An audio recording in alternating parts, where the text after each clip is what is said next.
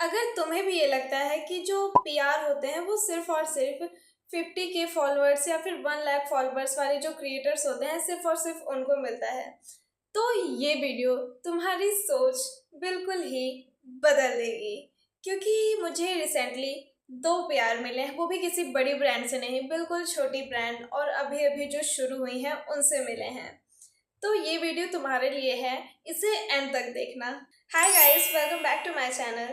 अगर तुम भी एक स्मॉल क्रिएटर हो और तुम्हारा भी ये सपना है कि ब्रांड्स तुम्हारे साथ कोलैबोरेशन करे और पीआर भेजे, तो एक गलती बिल्कुल भी मत करना।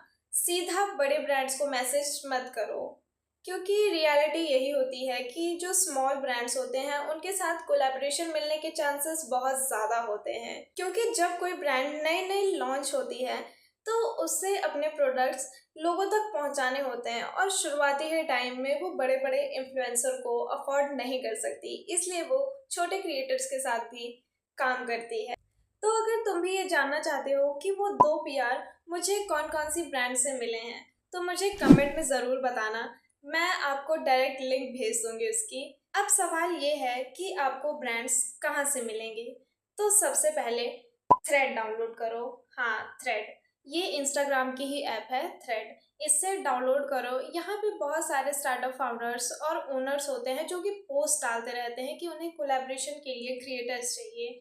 और स्पेशली सबसे मेन बात ये है कि उन्हें कभी भी 50K या 100K फॉलोअर्स वाले क्रिएटर्स नहीं चाहिए होते हैं। उनकी डिमांड सिर्फ 500 फॉलोअर, 1000 या फिर उससे भी कम फॉलोअर्स से चल जाता है। मतलब वो सबके साथ कोलैब कर सकते हैं। ऐसे भी कई सारी ब्रांड्स हैं, अगर आप ढूंढोगे तो आपको बहुत सारे ब्रांड्स मिलेंगे।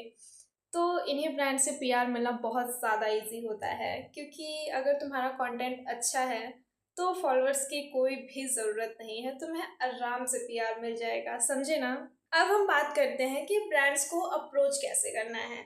अगर किसी भी ब्रांड ने ये लिखा है कि इंस्टाग्राम पर डीएम करें या फिर कुछ भी लिखा हो, तो हाय कोलैबोरेशन करके ये बिल्कुल भी मत लिखना, ठीक। बिल्कुल प्रोफेशनल तरीके से मैसेज करो, अपनी प्रोफाइल शेयर करो, नीच बताओ, फॉलोअर्स कितने हैं वो बताओ, अपना मीडिया किट भेजो। सबसे पहली बात, मीडिया किट में होना क्या क्या चाहिए: तुम्हारा नाम, ऑडियंस, एवरेज व्यूज़, और फिर जो भी होना चाहिए तुम्हारी प्रोफाइल के बारे में, जितना कुछ हो सके सब कुछ लिख के भेज दो।